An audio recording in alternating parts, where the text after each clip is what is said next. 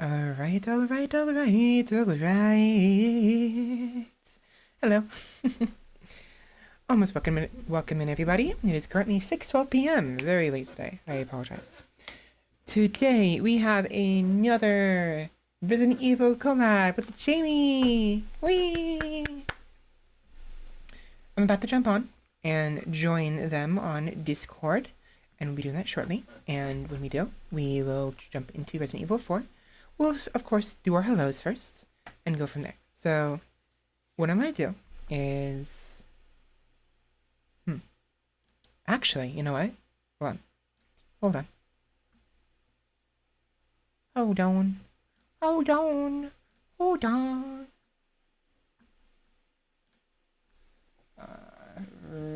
Ready.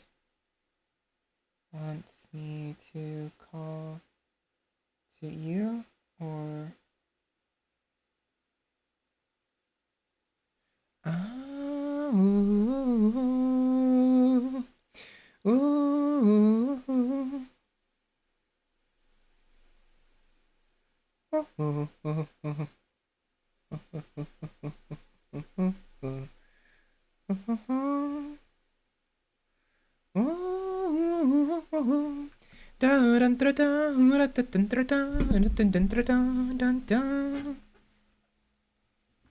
PC Face. Yeah, so Jamie will be joining us as soon as they are ready. Just waiting for... Oh, there we go.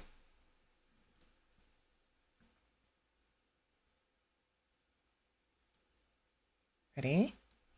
If you go to Discord, she has her, and go to the video games thing and go to the pins. I have it pinned. Her Twitch channel. Hello? Hello. Hi. Oh, I made you too quiet. Hold on. There we go. Hi. I can hear you just fine. Perfect. Hmm. How you and doing? then she'll be the latest stream that she starts. Me. All right, for you. I'm just telling my boyfriend how to navigate to your channel. Yeah, no worries. I understand. Technology's hard.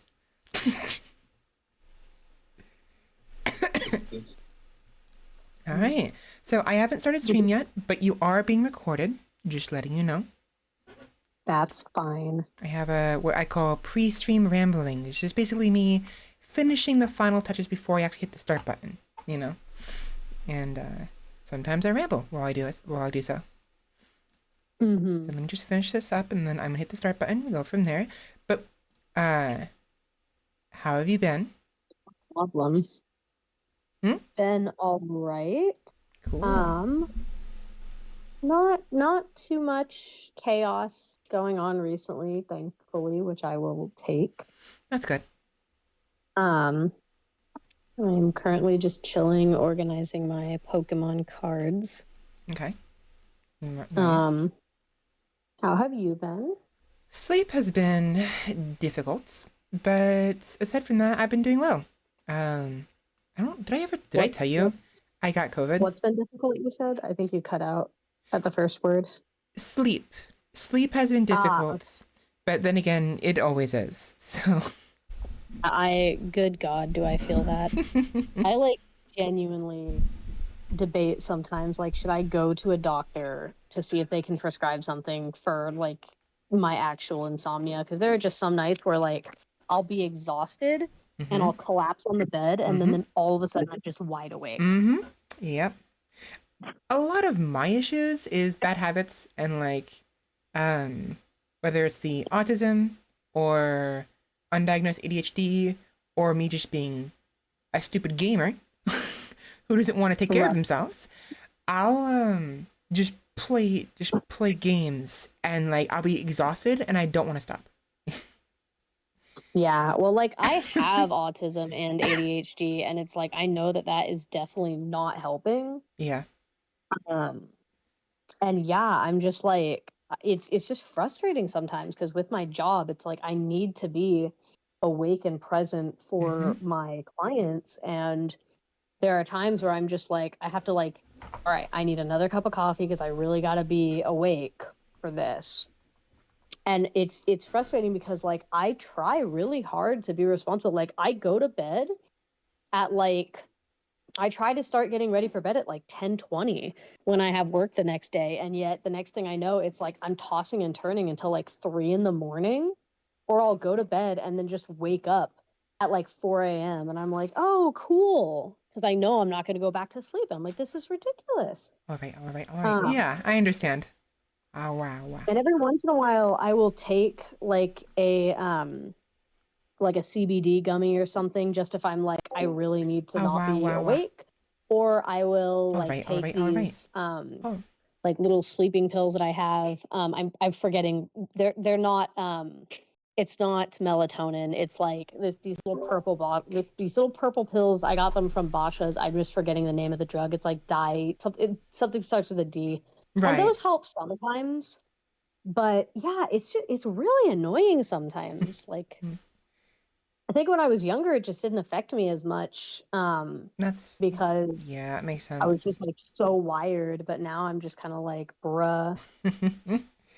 So I'm gonna go ahead and start. This song is about 5 minutes, so it'll be 5 minutes of just me, you No and me hanging problem. out until we wait for the stream to start proper. We'll say our hellos to the chat if whoever ends up No joining, problem. and then we're gonna jump right on into Resident Evil 4. Cool. Yeah. Remind me, we're just in the main game, right?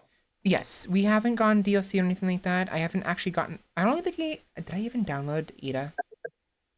So I don't think I did. I beat the DLC, Uh huh. and like no spoilers, obviously. But I beat the DLC, and motherfucker is all I gotta say. Every complaint that I have had about the main game, take that and crank it up to 11 Fun. for the DLC. I'm like very irritated. Well, let's talk It, about it more on the stream so that the people on live can actually experience it as well. Because uh, that's fine.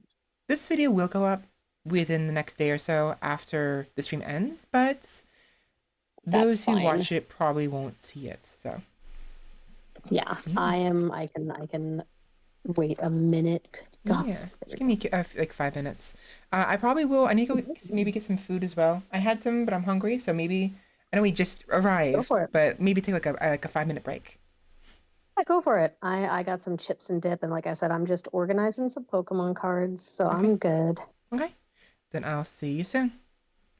Take your time. Bye. Bye. Okay, let's get started, shall we? And once we get in, we will continue with Resident Evil 4 and go from there. Okay? So, see you soon. Bye.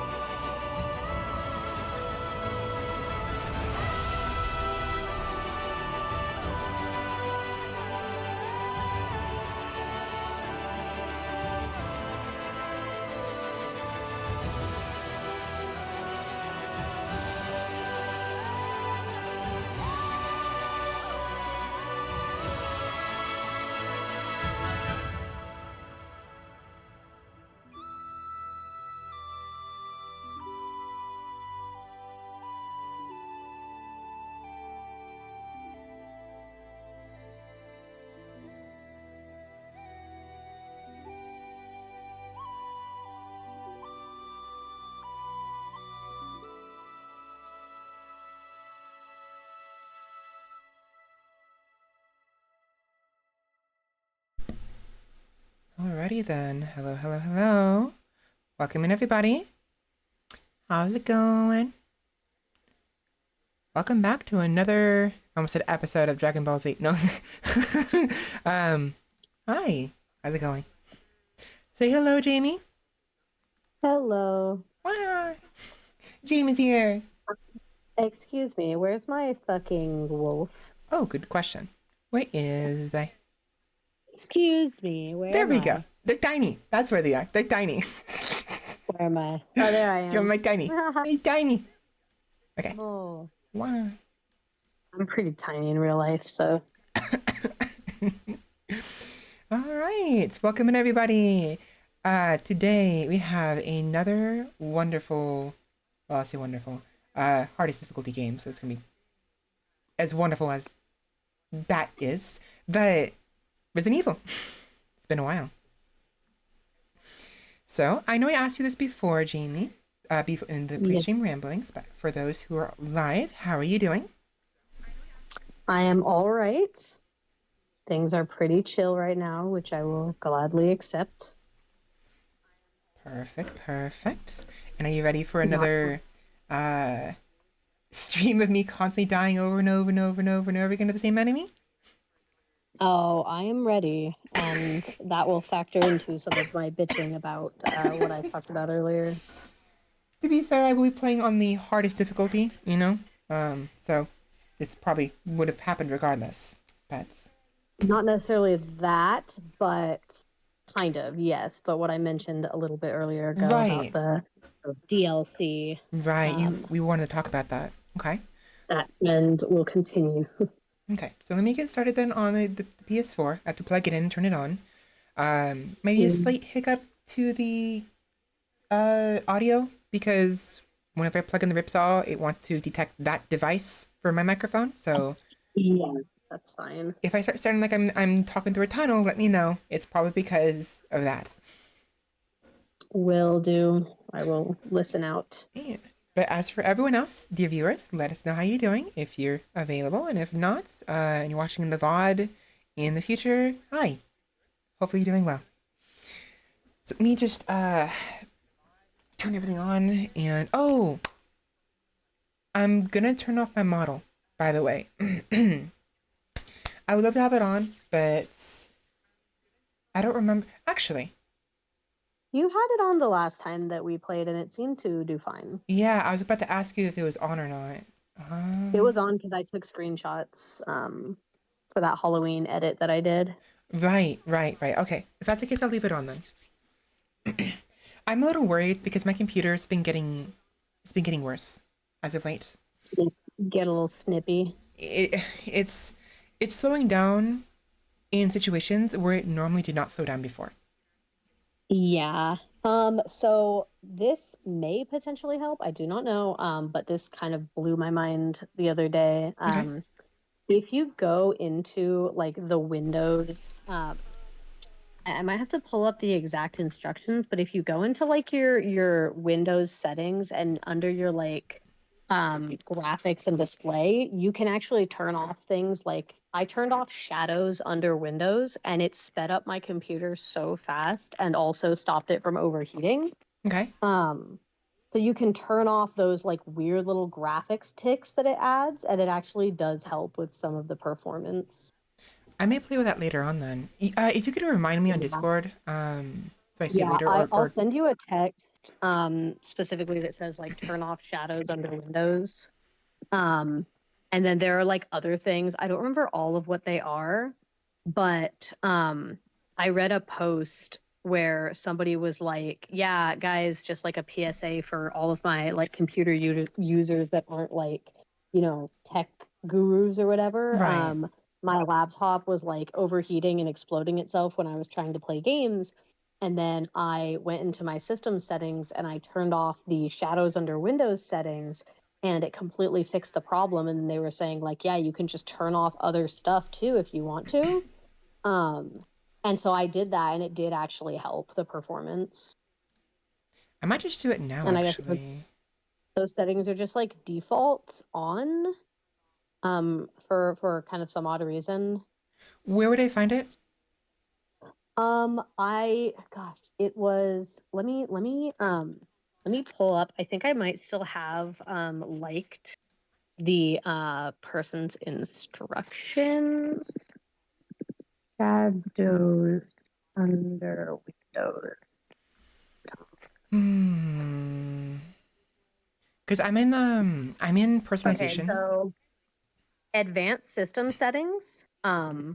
Just search that under your like search bar, or like your little, the little Windows thing in the bottom left. Right. Search advanced system settings, go to performance settings, and then turn off things like shadows under windows, um, and like transparency and things like that, that you can turn off. Okay, shadows under windows. Um, I'll just do that for now. Yeah, and then you can kind of look through and like there's a lot of like just very unnecessary settings like transparency and pop-up animations and all these very like just silly settings that cause or that cost more Right. to run, and Okay. those settings will sometimes slow down your computer, so I have learned. So I did turn those off because I was having issues with my computer overheating during D&D while we were trying to use Roll20. Right. And it was just making me mad. So I just happened across that post on Tumblr and I just did what they said. And I was like, oh, wow. Like within 5 minutes, my computer stopped overheating. Like, it still got a little warm, but, it was not nearly as bad as it was. My fan wasn't like begging for mercy. Right. Okay. Well, I went ahead and changed at least the shadows just for that alone, and we'll see how it Yeah. goes. PSA for anybody else. Do that. See if it helps you. Yeah, and hopefully It helps me helps a me. lot. Um, so let me go ahead and plug in the ripsaw. Just bear with me. It might be a bit of a hiccup, an audio hiccup. We're all good. I'm just chilling here, doing my Pokemon thing.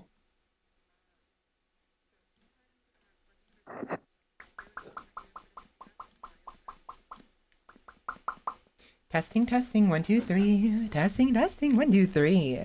Hello? I, I'm yeah, testing you out the sound good to audio me. on the stream. Hmm. Yeah, it's fine. It's fine. Although is the testing, testing. Yeah. Okay. The other issue is whenever I plug in the ripsaw or some other device that happens to have like a audio source of like a microphone compatibility, Mm-hmm. it'll it'll mess with the my model. It'll mess with my model's tracking, Oh, I see. because the way my model works is I'm still using a model that utilizes what you call vocal detection, vocal Mm-hmm. detection. And the main reason is because my computer cannot handle the full facial tracking model I have set up, Right. which I did actually get done, which is nice. So that's nice. Sorry if you hear my phone vibrating. My sister's calling me, but I don't want to answer. So I'm not gonna swipe because then she'll know that I deliberately ignored her. I feel that. So do you want me to do? Did we had a full screen, didn't we? We had the image, the video, the I game think full we. screen. Oh my god! I almost just made such a mess. I don't remember. Yeah, I don't either because I know I took the screenshot, but I for all, like yeah, I could have just zoomed in to get the screenshot. I think it was a full screen, so I'm gonna go ahead and do the same thing. It's hard because like I have an overlay, right? Yeah. And it's nice, and I use it for like situations where um I mainly use it when there's information for the viewers on like the bottom right corner of the screen, or if subtitles go too far horizontally and they Yeah. end up behind my model. So I use it for that. but I don't remember if that's important for Resident Evil 4. I don't remember. Sorry, can you repeat? I think I didn't expect that to turn into a pseudo question, or could you repeat that so that I can give proper input? Oh, yeah, I can see it is a pseudo. It is technically a pseudo question. I was just Is listening to you talk, and then I went, "Oh God, I have mental effort into the question." Yeah, no, you're fine. I guess the question would be, is there information on the bottom right corner of the screen in the game that's important for viewers to be able to see? Um, in the bottom right corner, you might have just some basic HUD stuff, but it's not going to be anything Okay. like critical information. You might I don't remember where like ammo and stuff gets displayed, or if they completely removed the HUD. It's been a minute. Okay. But there's not going to be like critical information or anything down there. Right. Okay. Now, second question, since we're on the question the on questions, where do you want to be? Let's see. Where do I want to be this time? Do you want to be in the corner? Do you want Um, to be on my you head, on my put me shoulder? like. Can you put me like in your cleavage? Okay. All right. How I large want do to you be. want to be? It's been cold lately at in Arizona. I want to be somewhere warm right now. All right. All right. There you go. I'm a little chilly. Yeah. Okay. Shrink me a tiny bit Okay. so it looks like I'm looking. Let me what I'll do is I make myself go a little bit lower. So that Whoa. yeah. Okay. Yeah. How's that? Put me down there. Yeah. Put me. I want to be right down. That make me a little tiny. Make me small. Small. Be small. I don't want too Yeah. small. I want people to be able to see you. All right. Uh. Smaller? Oh, that's good. That looks good. Yeah. I think that's good. Move me to the side a little bit though, so it looks like I'm looking. So it's hard because like my model moves periodically. No, the other side. So I'm looking at the titties. I know where the action's happening. Oh, you want me like right how, to Yeah. That's perfect. the Yeah, right? wherever you just put me. I know there's a lag, unfortunately, but Yeah, wherever you're I just fine. was good. Perfect. If I'm still where I am at this point in the Well, thing when it if catches that's up, the case, do you want me to just do this? that looks good. I can't take a screenshot, dude. Take some screenshots and send them to me. Hold on. Just do this. I don't have my send me some screenshots on Discord. I'm playing you on the big screen Mm. on my projector, and I can't get up and take screenshots. It's How's this? yeah. Take several screenshots and send them to me. I'll add them to the collage. Okay, I'll have That's to do it perfect. after the stream, so I can do it during the recording, because otherwise you'll see the whole like dashboard of OBS, which is not as um visually pleasing for that purpose. Anyways, Ah, fuck. so let me real quick. Let me go ahead and I gotta get up and move the screen around. So I can't hear you. Hold on. That's okay. Where is the ripsaw? There you are. Where's the HDMI?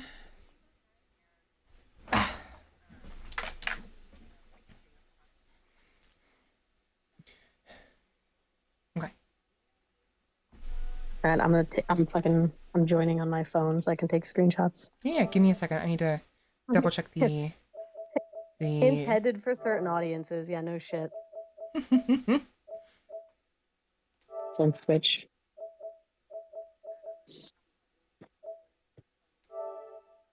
Okay. The PS4 wanted me to adjust the security settings, so I wanted to do that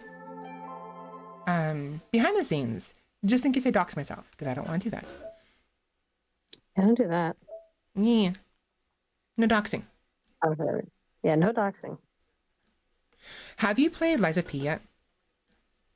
I have not. I am. Oh my god, Twitch. So there we go. No, that was the one that Belle was showing. I have not played it yet. Have you? I have been playing. So in the year of our Lord and Savior, 2024. started for the very first time playing Skyrim. Oh gosh, first time. Um, yeah, for my Really? first time. I've watched people play it, but I've never actually like been the one to Yeah. play it. Well, welcome. I'm having fun. I made a whole character with like a whole backstory. I got really into it. Um, we're gonna be marrying Farkas. I Okay. like the wolf boy. Um, but taking a break from Skyrim. Um, and now I'm playing that new ocean horror game called Dredge. I've heard of it. Um, it's if it's very good. I hate it. Mm. It's good. It's giving it's it's giving me nightmares. It means it's doing its job. I literally was playing the other night, and I was swimming through like some like cliffs, and I literally turned to my boyfriend and my roommate, and I was like, I have a foreboding. I have a bad feeling. And then the next thing I know, I see a red eye from like below the surface of the water, and then a giant serpent like rises up from the water and goes after my boat, and I just started screaming no, no, no over and over again and like ran away. And I like my body had chills. I was like cold, and I'm like I fucking hate the ocean, bro. I need to play that. There's a lot of things I need. God damn. I have this. Okay. Good game. I have so many games I have to play. I like a list of games, both in physical I form on a know. piece of paper and in a Chrome bookmark I know. folder. And my wish list on Steam is like 1,500 strong. I know. I made a joke to my roommates a little while ago that like if the video game market crashed, I wouldn't care because that way I could get caught up on all the games that I haven't played yet. And I was joking, but now I'm kind of like, actually though, could the video game market Right? crash for like a couple months so I can maybe Oh my god, it's insane. And it's like I only have like so much time in the day. I still haven't played Alan Wake 2, and in order to play Alan Wake 2, I have to play Alan Wake 1 because my boyfriend hasn't seen it. Right. Um, and I like still haven't even touched that, and I've been hearing everybody like saying really fun, positive things about Alan Wake 2, and I'm like, God damn it. You've played the first one. I played with the first one with you, right? Yes. Okay, I was making sure because the way you've worded it was like you've never played it. I'm like, excuse me. No, my boyfriend hasn't. Yeah. I have to play Alan Wake 1 because my boyfriend hasn't seen it, and he's gonna watch me play the second game. Yeah, that's fair. Well, that's gonna take the same amount of time. Yeah, so it's like I need to do that. I still haven't touched Lies of P. One of my coworkers has been encouraging me to play like the new Spider-Man game. I haven't done that. I'm just like, dude, I'm so behind.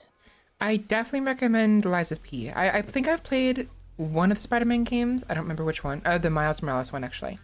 Yeah, that's the one he's trying to get me to play. And It's like, actually- yeah, I want to play Lies of P. A lot of people have been like saying fun things about it, and I'm just like, I'm so behind in like everything. It's nice. I've been having a really good time. Save for a single moment that happened literally the last time I played it last Friday. Which I'll get to after I fix my model. 'Cause my model's being dumb again. Hold on. No problem.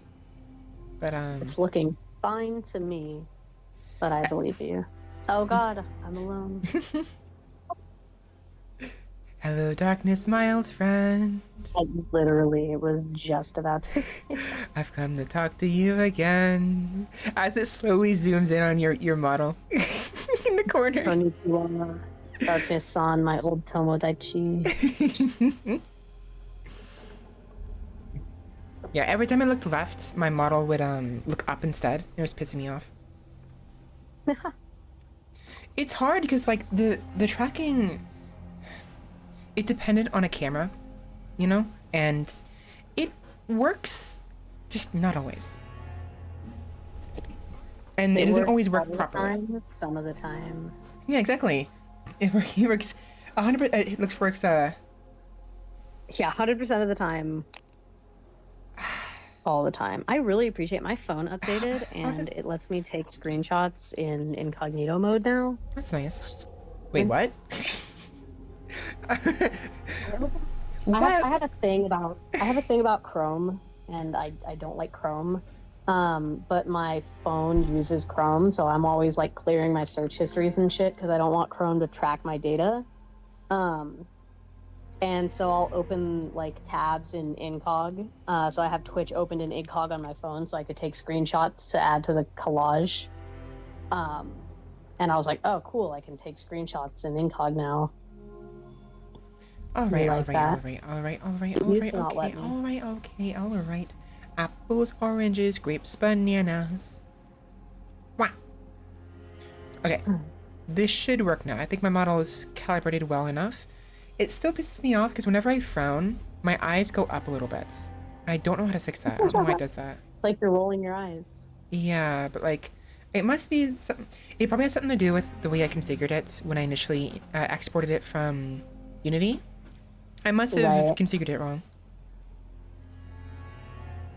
Anyways, The app looks fine to me.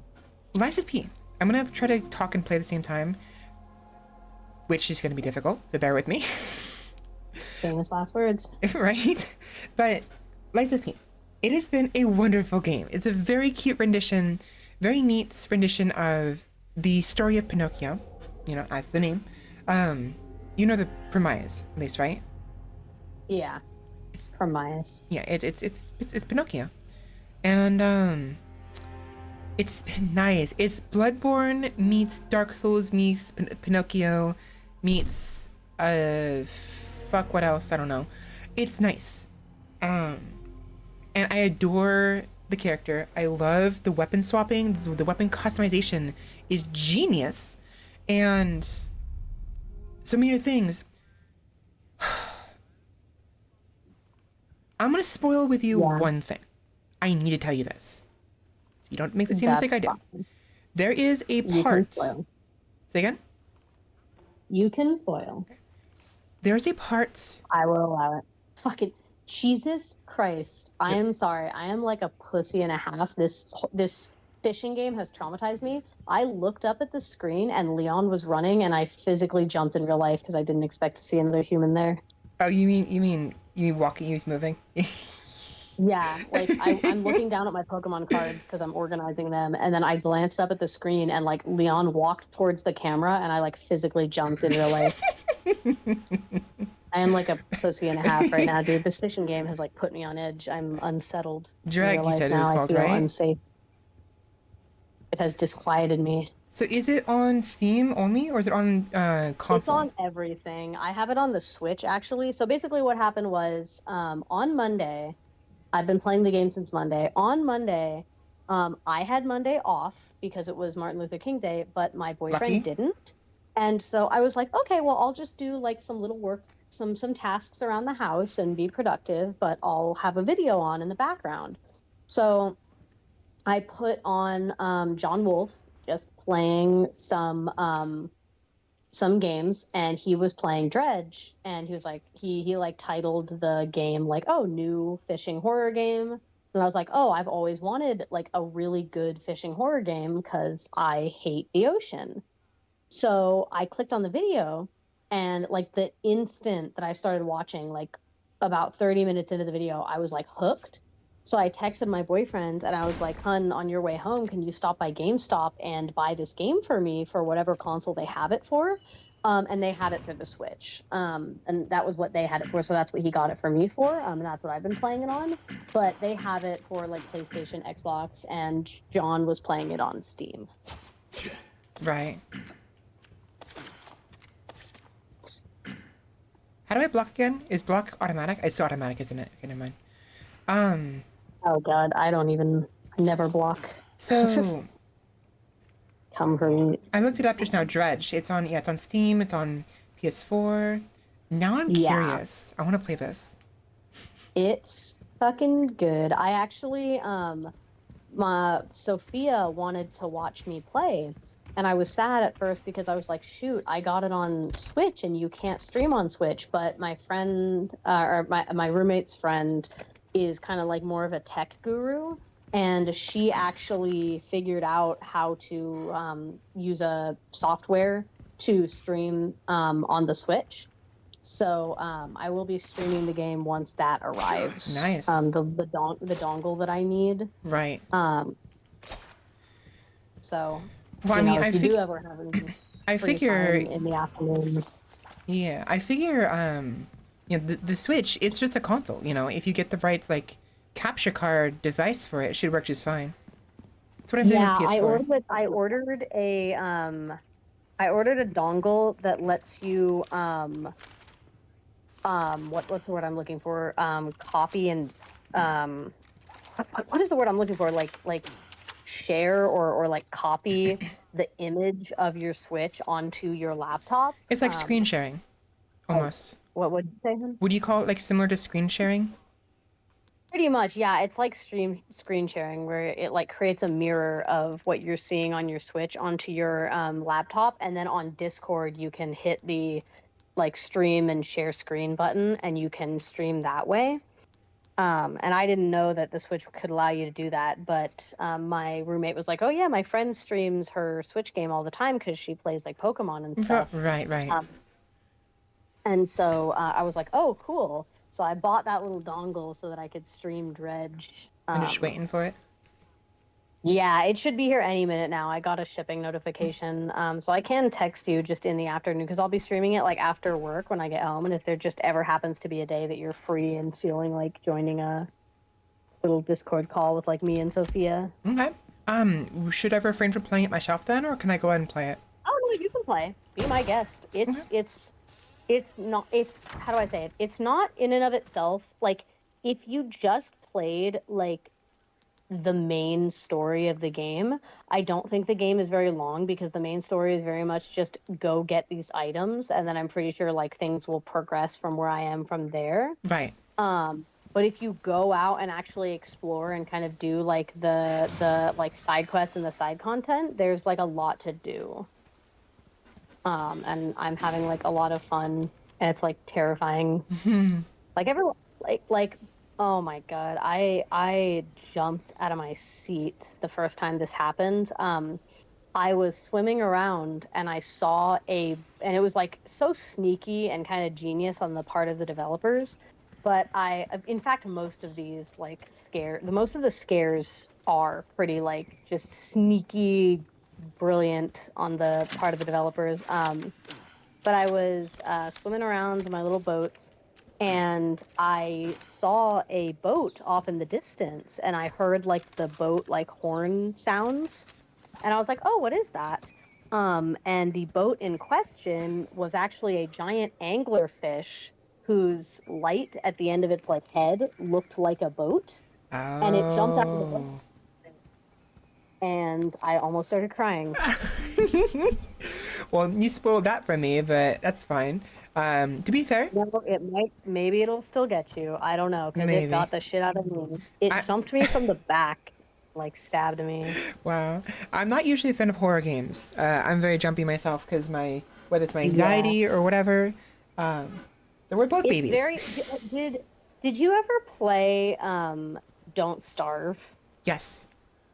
It is very Don't Starve. Like I can't prove that the developers took inspiration from Don't Starve, but it really feels to me like Don't Starve on water. Okay, because we've played Don't Starve together, I believe.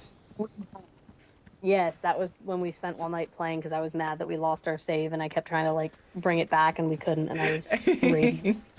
Yeah. I remember that. I'm about to fight this big bad doggo, and I wanted to, Right, focus. that. Sure, by all means, if you want to lose a hand and a head and a leg and a torso and your life. I also moved your portrait a little bit so that you're a little bit lower down but a little bit larger. Let me know what you think. I'm swimming up. Yeah. I'm coming. I'm fucking Jaws theme coming for those titties. Dun dun dun Exactly. dun dun dun dun. Hold on. Pause. Pause the dun dun. There we go. Uh. You gotta Dun create like a dun GIF dun of that dun and dun send it dun to me. dun dun dun dun dun dun dun dun dun. Yeah, put my fucking. I love it. I'm popping up. Honestly, your ears are perfect for it. I know. I love it. Okay. Yeah, So put me right at those I'm thinking what big I'll. old babies. Yeah. Sorry, I keep interrupting you. I'm sorry. No, you go. I was just saying titties. To be I had honest, nothing of value. fair. It's like it's hard because I'll be on like browsing Twitter or whatever, and I'm just like, oh god damn, there's beautiful characters here. Fuck me. Oh, she's got big boobs. Oh, she looks pretty. God damn it. And it'll just like grab my attention. Like, can I like move on? And my brain's like, nope. We're staying here for the next like 3 hours while you keep browsing through Twitter. You know, it's like It's funny because that's literally not even me. That's like my boyfriend. it's hard because I people like are pretty. never. I'm like so not on like any. Like I have a Twitter, but I have 3 Twitter accounts. I have like my main, I have like my rat Twitter, and then I have like my NSFW account because Twitter was trying to bury all the nice NSFW artists that I used to follow, so I had to make a separate account so I could retweet their stuff. Right. And it's like I never go on Twitter. I literally go on social media like for like God, I don't even know, like 10 minutes, 10 minutes a day maybe. And it's like Tumblr. Yeah. That's It's fair. like I'm like so not like inundated with it, you know. Yeah. So I like never scroll. I'm gonna attempt I'm to. like I'm like on my stupid dragon website more often than not. You really like that dragon website, don't you? I do. I'm gonna go ahead and start this shenanigans and keep talking if you want. I'm trying. It's hard because I want to keep talking and I want to hear what you say, but if I'm playing the game, I No, can't fight hear a that damn dog. thing you say. So No, fight that doggo. Beat that dog's ass. damn it, I wanted the bird.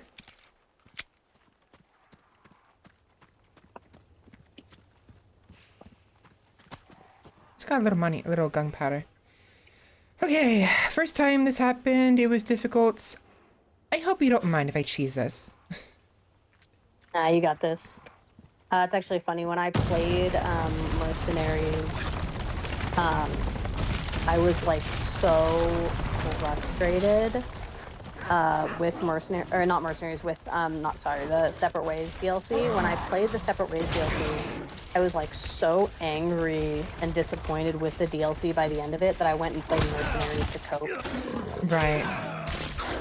So I thought it was the big dog and I got confused. Like I literally couldn't do anything for a hot minute just now. Also, these guys are tearing me apart. Tearing me apart, Lisa!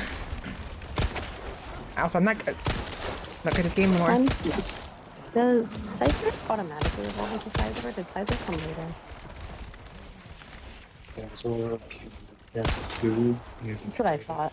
It was the same as Onyx and Seal. Wait, so it did come later? No, it was Stop jumping! Stop jumping! Damn I it! had a moment of fun. Fuck it, where's my rifle? I'm garbage. I can't aim for shit. Oh my god! It's okay, I'm garbage too. Fuck you. You can do this, we believe in you. Fuck you. CQSE, bitch!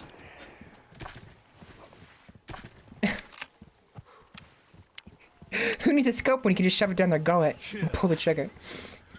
Exactly. Okay, I am already low on ammo for this. No! Gotta make more. I need more ammo for the rifle. It's gonna take me some time to get used to this. It's been too long, and so I don't remember the controls anymore. Oh yeah, my toxic trait is switching between PlayStation games and Switch games, where they keep swapping like X and A and everything, and I'm just like, wait, what button does what? Yeah. I'm surprised she didn't come out here. I mean, I was being attacked. Why the music? Figured she didn't have to. She figured she didn't have to lift a finger because there was a chance that you would just die to the dogs. Well, no. She was like, do I need to you. get up? Hey, you. I'm cooking this Hey, you. roast. Yeah, you. I can't see. There you go.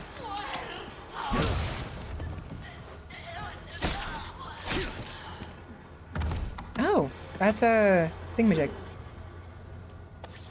Sure Can I is. grab it without dying? There we go. Cool. I'm thinking what I'll do, since you mentioned Dredge, I might play it tomorrow. I might You should download play it it. tonight, Good. and like after stream, and then play some of it tomorrow. It's very enjoyable, but also miserable. I must have. Okay, I thought the big wolf was now. I don't remember the continuity of this game. It's been a while, so I was mistaken. Did you get the notes for the wolf? You have to get the note that like gives it to you as a quest. God damn it. Not yet. I think it's later on. I have to come back here like a third time, and then it'll be time for that. Yeah, I think it's like after you go to Mendez's house. Yes, because we've gone through all the way until meeting the big cheese for the first time, Okay. and we got caught, and then we got injected with the hentai. The STD. Yes, the anime STD, mutant STD, and now we have to go to the Right, we just got the insignia key, so we have to go to the church. Oh yes, yes. So we haven't even saved Ashley yet. Yeah, so you'll have to do that. I believe. Yes. By the way, so there is this sandwich that my dad got, and he ate half of it. He didn't want the other half. He gave it to me. I don't know what it's called. Is it steak, or is it what's that steak that's not like called steak? It's like thin slices of steak. Roast beef. Roast beef. No. You couldn't have paid me to have the correct answer to that question. Well, the sliced roast beef, right? I think it's sliced roast beef with Sure. like cheese, Monterey, I think, and whatever. And there's this sauce. You're supposed to dip whatever it in. sandwich. Exactly, the whatever sandwich. And I don't know what it's called, but it's actually pretty good. Huh. You should ask Dado. Yeah, I was going to before I started stream. He told me when he offered it to me, and I forgot what it was. I'm just going to ask him again. And he was in the bathroom when I had to start stream. I was like, you know what? Ask him later.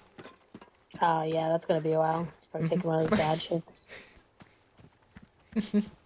Where are the chickens? I want egg. Give me egg. I want egg. Egg. Ugh, ugh, ugh. Hey goo. Why the music? Did I never go in this door? Did you never go in that door? I don't know. I don't think I can crouch under that, so I have to undo it. There must be someone inside this room. I hear him. Shut up. Get his Un ass. brastero my ass. Bully him.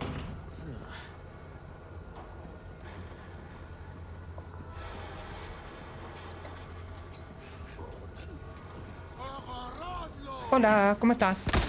Goodbye. Pendejo.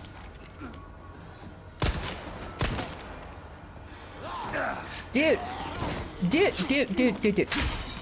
I'm trying to wait for the fucking pistol to get his critical and it won't do it. It takes so fucking long for it to zoom in. With the reticle to get smaller. It's like, dude! Aim the fucking Rage gun! against the machine. Seriously! I'm low on ammo. Hola, ¿cómo está? Oh, I gotta get more. I should probably make more ammo for the bolt thrower.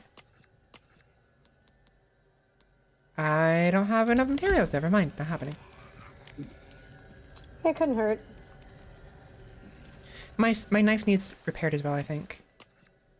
And I have one. But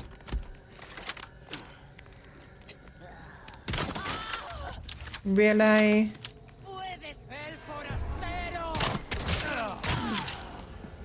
Fuck. Keep almost fumbling. And I'm dead. away. I just died from a stabby bitch. You gotta watch those ladies. They're quick with the knives.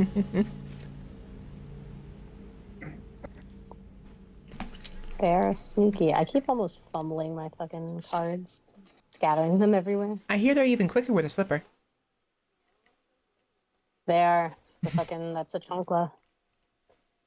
Especially especially Hispanic mothers. Oh yeah. Freaking like Remember the TikTok? Or not the TikTok, assassinations. the fucking Vine. I don't remember Oh it. god. Yeah, I think I know of it, but I don't remember it. If you It was can, like I don't know if I could find the Vine, but it was like a guy that was like he made some like he was pretending like in the video, like obviously it was like a skit with that him and his mom were doing, but like the skit was like he was pretending to like go after his mom with the chancla instead of like her hitting him. And then she just like teleported behind him and she's like, "Oh, you thought you were gonna get me with it, huh?" And then he tried to run away and she just kept like teleporting around him, like hitting him with it. Omaya, well, how does it Oh go? my wamo Shindaru. Yeah, style. Omaya wamo shinzuru. Yeah, pretty much. And that's before that became a meme, right? Oh, that was after, but they weren't. It was after the meme, but he wasn't hitting. She wasn't hitting him with the oh my. No, I mean like did it was the Vine made before JoJo was the thing or after? Oh, the Vine was made well after. JoJo is like 90s. Okay. JoJo's old as fuck. It's just been going on for so long because the artist loves to take like 1,000-year hiatuses. Mm-hmm.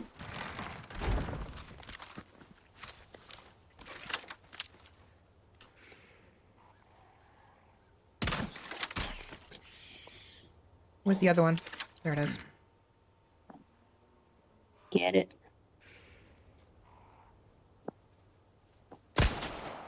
Got it.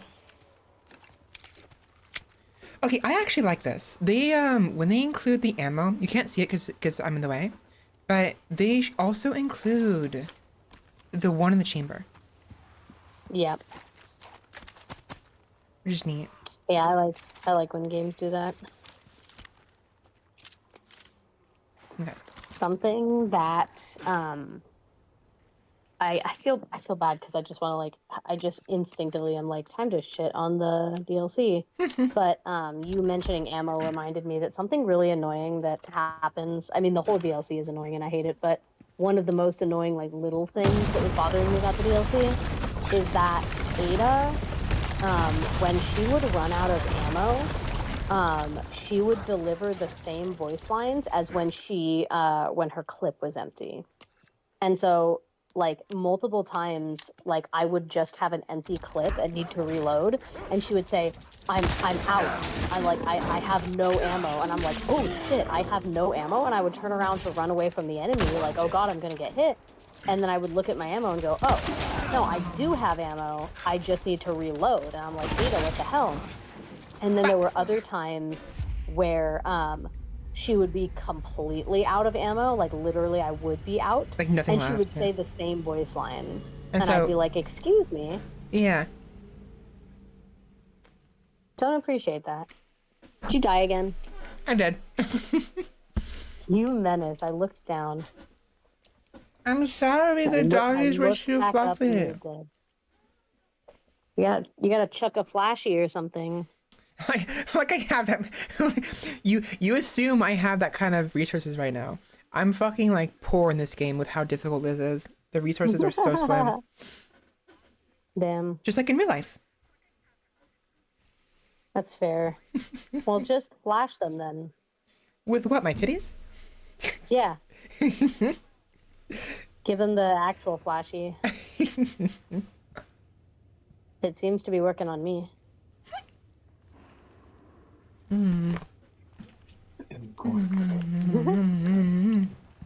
It's super effective.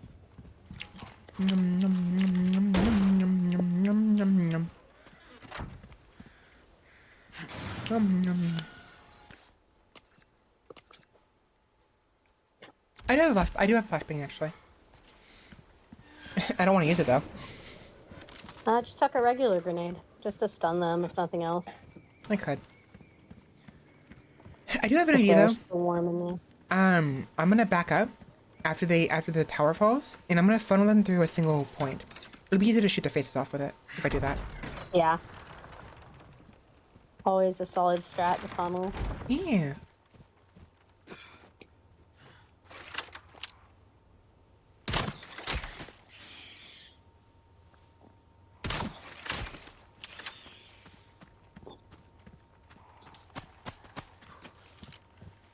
I'm being very nitpicky about how I organize these cards, and it's taking me twice as long as a result.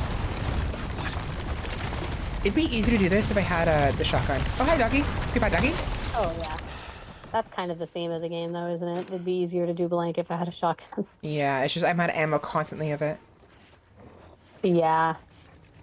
I kind of this game, the like harder difficulty, I kind of just got into the habit of upgrading like very specifically my pistol first, just like basically just using like Dead Space difficulty strats, being like, okay, Yeah. instead of like trying to disperse all my upgrades, I just need to upgrade like the most reliable gun. Yeah, I feel that. The funnel strat worked really well. Good. All right. I almost ate my words. I was like, please don't fuck up this last shot. Don't get cocky. Yeah, exactly. I'm trying my best to oh, actually I have an idea. Assuming it's still there. Who? The ladder. It is I sure not. hope so. Look. I wanted to go Or did it get knocked over? Yeah, it got destroyed, I think. I wanted to go up top to bait the... Oh, the ladders can get destroyed? Damn, I thought they just fell. I think it's like a map generation specifics. Like yeah, it's that in makes this sense. specific map, it doesn't want it to be generated, so it's just gone. Yeah, okay. That makes a lot more sense. I was like, God damn, how did I never notice that? They just like fucking TP, no clip Right? out of reality. I wanted to sneak around her and use the explosives on her so I can save the ammo, but it's not happening. Hey, Honestly, Out- you might be able to just sneak up on her and like covert ops, stab her ass. unfortunately actually... Maybe. I have broken the AI many a time in this game. There's no... With some enemies, if you're crouching and you sneak up right in front of them, it gives you the option to stab them in the neck from the front. I feel like that's kind of fair, because to be honest, they're exposing themselves by crouching down, you know? Yeah. So you honestly might be able to like see if you can just get away with that. You just give her the stabbo right in the front. Game! Fucking door! The door was in the way, I can see. Damn. Well, you got a good like slishy at her. Yeah. If I can just get one more shot on her, I should be good. I don't want to do it here though, because then it's gonna get launched. The dart will get launched. There we go. Yeah, that's fair. There we go. Really? That's fine. That works. I need to get more bolts, because it's gonna be difficult in huge fights, but in like small skirmishes like this, it'll be a great way of conserving ammo. Oh yeah. And also conserving knife life. Conserve that knife. Yeah. Knife life.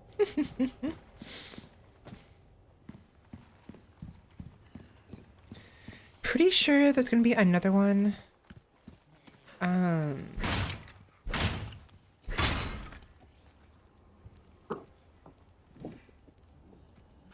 Hey! No? No?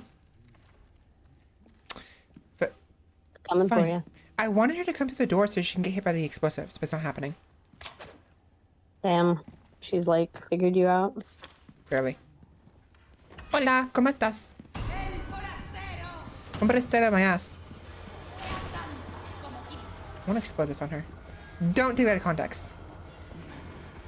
Do it. I fucking... Yeah, fuck it. Ooh, strawberry jam. You're getting too hyper fixated on trying to debate her. She's gonna debate you. Well, I clearly hit the knife button and it didn't work.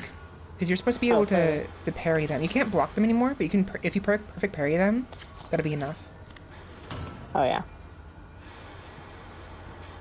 Hello? There you are.